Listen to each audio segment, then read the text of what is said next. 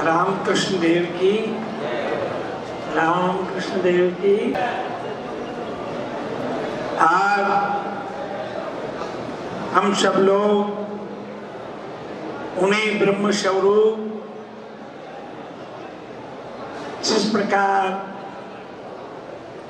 ब्रह्म की सत्ता सर्वत्र विराजमान है और वही परमपिता परमात्मा सबके हृदय में निवास करते हैं, आत्म स्वरूप से निवास करते हैं, ऐसे ही हम सबके हृदय में निवास करने वाले उन नारायण स्वरूप ब्रह्म रूप श्री नारायण देवाचार्य जी महाराज को मैं प्रत्यक्ष अनुभव कर रहा हूँ।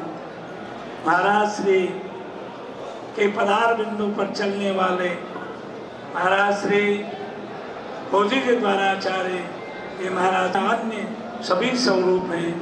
उन्हीं स्वरूपों में छोटे गुरु भाई श्री ठाकुर पीठाधीश्वर महाराज श्री जो राम रतन दास जी और अन्य जो शिष्य हैं, ये उन्हीं विराट स्वरूप की शाखाएं पर शाखाएं और जो उस विराट रूप ब्रह्म की परमात्मा की विराट स्वरूप परमात्मा की शाखाएं हैं, वो सभी यहाँ पर विराजित हैं और उन्हें और उस ब्रह्म यानी परमात्मा के स्वरूप को भजने वाले अन्य अन्य स्वरूपों को जो स्मरण करने वाले अपने अपने जो ब्रह्म रूप गुरुदेवों को जो स्मरण करने वाले समस्त संप्रदाय और समस्त जो आचार्य और समस्त द्वाराचार्य समस्त महामंडलेश्वर और श्री महंत यहाँ विराजित हैं।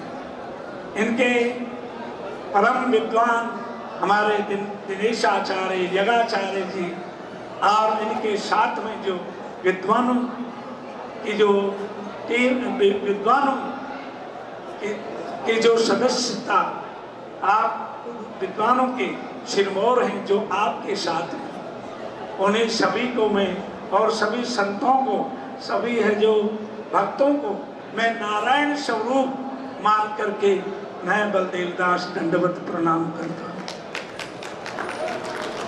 सभी भक्त और सभी माताएं भगवत स्वरूप प्रिय भक्तों, 2035 या 34 में प्रथम यज्ञ किया था महाराज श्री, बड़ा यज्ञ किया था।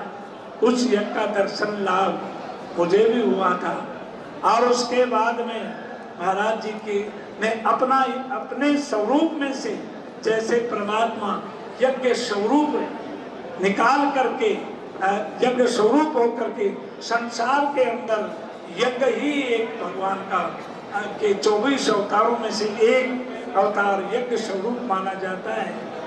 ऐसे ही भगवान के हृदय कमल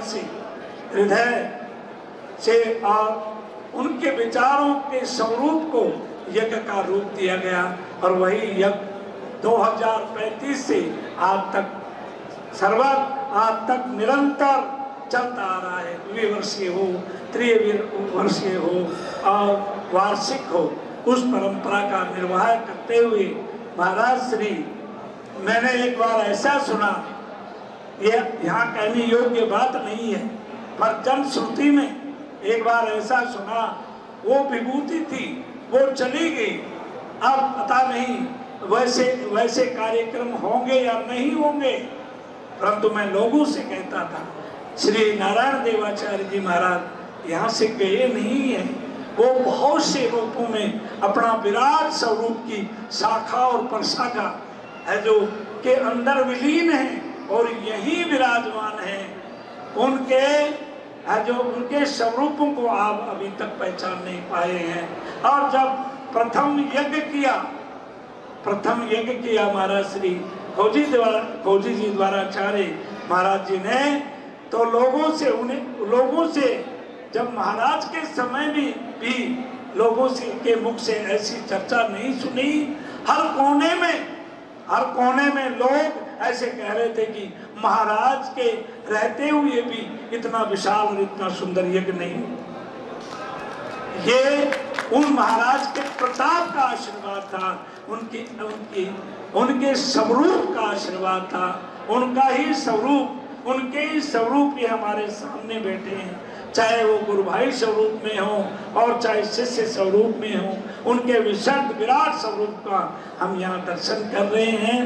और अभी जो दिनेश आचार्य जी महाराज ने कहा कि महाराज के केवल महाराज का संकल्प था, महाराज जी का संकल्प था, उस संकल्प को महाराज जी ने पूर्ण किया। और वहां पर मैं जब रामानंद विश्वविद्यालय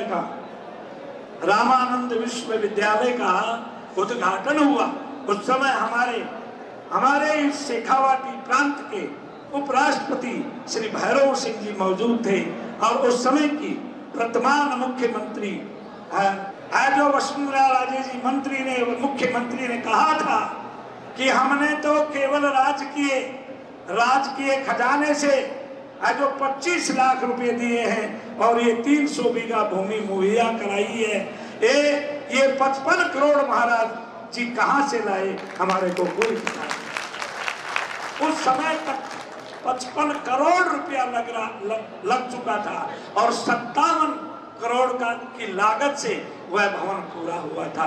आज पूरे विश्व के अंदर है जो हमारे इस रामानंद विश्वविद्यालय, और ये यज्ञशाला उत्तर भारत की सबसे बड़ी यज्ञशाला है, ये महाराज की देन है। प्रिय भक्तों, मैं और ज्यादा नहीं कहूँगा, महाराज की वाणी से कहूँगा।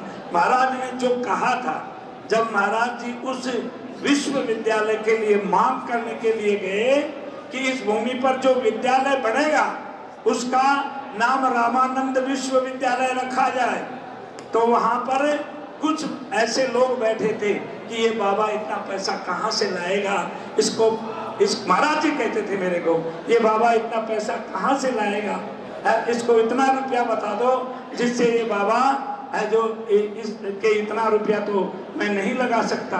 तो और कोई किसी बड़े राष्ट्रपति या और कोई बड़े राजस्थान के आदमी के नाम से ये रामानंद विश्वविद्यालय है जो कर दिया जाएगा, ये विश्वविद्यालय। तो वहां रखा गया, प्रश्न रखा गया कि महाराज 14 करोड़ रुपया है कि आपके पास। महाराज जी कहते थे मेरे को कि 14 करोड़ रुपए हैं आपके पास। तो ये बात आई महाराज जी के पास, कहो महाराज जी से पूछो। तो महाराज जी के पास जब भैरव सिंह जी ने ये कहा, उपराष्ट्रपति भैरव सिंह जी ने ये कहा कि महाराज 14 करोड़ की लागत बता रहे हैं, ये हो सकता है क्या? तो महाराज जी ने कड़क के कहा, सुनो भैरव सिंह, 100 करोड़ भी होगा तो आऊंगा और 200 करोड़ होगा तो भी आऊंगा, पर नाम रामानंद विश्वविद्यालय ही होगा। कहाँ बैठे थे कहीं, उसमें तालियों की गड़गड़ाहट से जो महाराज की जो जय जय ध्वनि हुई और वो बड़ा विस्तार से कहा। मैं भक्तों से एक ही बात कहता हूँ, प्रिय भक्तों, हमारे है जो ईश्वर ने चंद्रमा के ऊपर, मैं एक खाली समझने के लिए बोल रहा हूँ, हमारे वैज्ञानिकों ने, इसरो जो कंपनी है उसने चंद्रमा के ऊपर चंद्रयान 3 भेजा है। तो हमारे शास्त्रों में लिखा है, हमारे प्रेत कल्प में लिखा है, हमारे उसमें है जो गरुड़ पुराण में लिखा है कि यहाँ इस मृत्यु लोक में हमारे 15 दिन होते हैं और जहाँ चंद्रमा का दक्षिणी ध्रुव है वहाँ पितर निवास करते हैं और उन पितरों का हमारे 15 दिन का एक दिन होता है। एक बास्ती जमाते हैं, अग्नि जमाते हैं पितरों के लिए, वो हमारे पितरों को प्राप्त होती है। और वहां पर ईश्वरों का यान कितने दिन में पहुंचा? शायद 35 या 40 दिन में पहुंचा। ऐसे ही हमारी जो धूम है यहाँ की, वो 15 दिन में उनको प्राप्त हो जाती है, हमारे 15 दिन में जब जागृत होते हैं। और इसी प्रकार शास्त्र में ये लिखा है कि देवताओं का 6 महीने का दिन और 6 महीने की रात्रि होती है। प्रिय भक्तों, जो हम यज्ञ करते हैं और उस यज्ञ भगवान में आहुति देते हैं, और यज्ञ अग्नि देवताओं के मुख हैं, स्वयं अग्निदेव देवताओं के मुख हैं, उनके मुख में आहुति डाली जाती है और वायु देवता के द्वारा देवताओं के यहाँ प्राप्त होती है। तो प्रिय भक्तों, यदि चंद्रयान, हमारे विज्ञान ने सिद्ध कर दिया है कि पितरों का पितृलोक, हमारे शास्त्रों ने, हमारे भागवत आचार्य हैं महाराज श्री सुदर्शनाचार्य जी और सभी विद्वान यहाँ बैठे हैं और हमारे विद्वान पंडित दिनेश जी बैठे हैं, भागवत के पंचम स्कंद में इसका विवरण है। पंचम स्कंद में विवरण है कि हमारी धरती से चंद्रमा इतना ऊंचा है, शनि इतना ऊंचा है, और इसरो के जो वैज्ञानिक सोमनाथम ने ये कहा है कि मैंने ज्योतिष और वेदों से और पुराणों से ये बात समझ करके मैंने यहाँ चंद्रयान को भेजा। तो प्रिय भक्तों, हमारे वैज्ञानिक यदि चंद्रयान के ऊपर पहुंच सकते हैं और है जो आदित्य L1 हमारी उस कक्षा में जा सकता है, तो ये सिद्ध होता है कि हमारा विज्ञान है जो यज्ञ विज्ञान है, ये लाखों हजारों वर्ष से है जो विद्यमान है और इसकी सत्यता विज्ञान के द्वारा प्रतिपादित हो रही है। इसलिए आप समस्त देवताओं को प्रसन्न करने के लिए, समस्त ऋषियों को प्रसन्न करने के लिए, समस्त पितरों को प्रसन्न करने के लिए और समस्त संतों के हृदय के अंदर भगवान भगवत स्वरूप परमात्मा विराजमान है और आपके हृदय में परमात्मा विराजमान है। इन सबको प्रसन्न करने के लिए आप इस यज्ञ में आहुति दें और सभी भक्त जो आएंगे उनके मुख में आहुति दें, तो ये पूरा विश्व तृप्त हो जाएगा। सदैव आप अपनी मन, कर्म, वचन और वाणी से है जो हमारे इस है जो कार्य को संपन्न करेंगे। आप इसमें सभी भगवत स्वरूप और सभी भक्त और सभी संत, हम संत सभी महाराज के साथ हैं और हम में जो सभी बैठे हैं संत महंत, मैं महाराज बिना पूछे, मैं आप सबके बिना पूछे ही मैं कह रहा हूँ। क्यों? मुझे विश्वास है कि भगवान के स्वरूप दो नहीं होते हैं, एक ही होते हैं। वो विभिन्न, जैसे हमारे अंग हैं, नेत्र हैं, कान हैं, इनके वो परंतु हैं एक ही, ऐसे सब संत एक हैं। महाराज जी, हम सब आपकी सेवा में उपस्थित हैं, आप देव स्वरूप हैं। किसी प्रकार है जो हमारी सेवा में कोई चूक हो तो आप हमें माफी कर देंगे और जो यज्ञ शुभारंभ होगा, मुझे विश्वास है जो भगवत स्वरूप और जो गंगा, यमुना, सरस्वती स्वरूप माताएं बैठी हैं, ये सब इस यज्ञ में प्रसन्न मन से भाग लेंगी और हमारा ये यज्ञ देवताओं को प्रसन्न करने के लिए जो सर्वश्रेष्ठ रहेगा। कोटि हो श्री राम महायज्ञ, ओ यज्ञ भगवान की। अब है सत्य को समाओ, तो उसी प्रकार से भगवान के नाम का जो कीर्तन कर रहे हैं, इसमें शर्माओ मत, इसमें पानी को मत रखो, क्योंकि जितने की देर के 2 घंटा के लिए इतना धन इकट्ठा हो जाए 7 दिन में, तो कितना इकट्ठा। अगर शास्त्र कहते हैं, शास्त्र अगर सत्य है कि राम नाम जपता तपो भयम, यानी प्रहलाद जी ने खंबा के सामने धरते हुए खंबे के सामने प्रहलाद जी को खड़ा कर दिया, उसकी बात मानने के लिए कहा कि इसके बाद पर एकदम लाल करके खंबा ने, लोगों का खंबा ने लाल करके, प्रहलाद जी कुछ घबराया, लेखनी के ऊपर चीटी दिखाई दी प्रहलाद जी, तो प्रहलाद जी धरती उसके जो बात बन गई। तो हिरण्यकश्यप ने कहा कि बेटा तूने कोई को डर ही कौन लगे, कोई को डर कौन लगे, तूने कहते कितना डर दिखा दिया, अग्नि से डर, पर्वत से तना, हाथी से सांप फूल सब, कोई को डर कौन लगे। बोले पिताजी राम नाम जपता हो भय, राम नाम जप वाला में कोई भय कौन दे, राम नाम जप वाला निर्भय हो जाते, क्योंकि आप अकेले रास्ता में ताला जाना काई कवाला भूत पितासी कर नहीं आओ, महावीर नाम सुनावे। तो हमेशा याद रखो, जो राम नाम संकीर्तन करता हुआ कहीं भी रास्ते में भी किसी प्रकार का भय हो तो वो चिंतन कर ले, उसको कोई भी भय नहीं मिलेगा। किसी प्रकार का भय उसको सताएगा नहीं, कोई व्याधि नहीं सताएगी।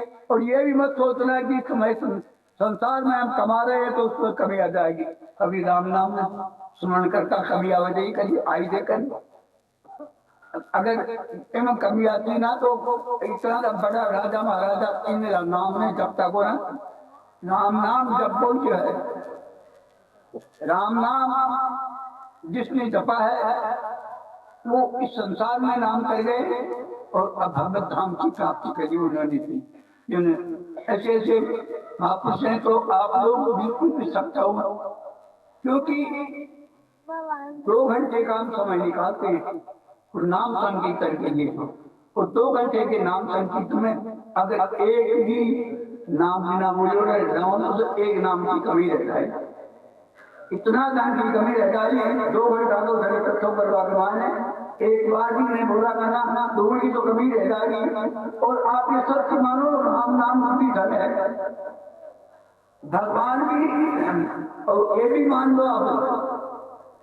अच्छा, राम नाम जो है ना वही परमात्मा का साकार स्वरूप है।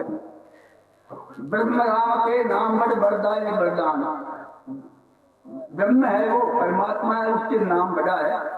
अब क्योंकि आपको नाम में जान पाना तो कहीं भी आपको खो दूंगा, इसलिए आप आ जाओगे मन लाऊंगा नाम लेकर, तो उसी प्रकार से उस परमात्मा का नाम चिल्लाएंगे ना तो अपने आप वो आ जाएगा, उसको नाम की चिंता है, नाम की परवाह तो आ जाएगा। प्रहलाद ने नाम तो लिया था, गुरु ने नाम ही तो लिया था, द्रौपदी ने नाम ही तो लिया था, इतने भक्त थे उन्होंने नाम ही तो लिया था। और नाम की लज्जा को रखने के लिए परमात्मा को आना पड़ा, आकर के और उनके दुख को दूर करना पड़ा। इससे हम ये मन में विश्वास करें कि परमात्मा हमेशा हमारे साथ में, वह नाम जो है परमात्मा है, नाम जो है ही परमात्मा है, क्योंकि आपका नाम है भी तो आप हैं, अब आपका नाम नहीं है तो आप क्या हैं, उसके नाम ही परमात्मा है। आप लोगों को मैं तो धन्यवाद देता हूँ, क्योंकि मैं आप क्रिया भी समझो। आपको नेवारों के जादू मंत्र चल रहे थे, बस ये बम्बई बैठे थे। ठीक है।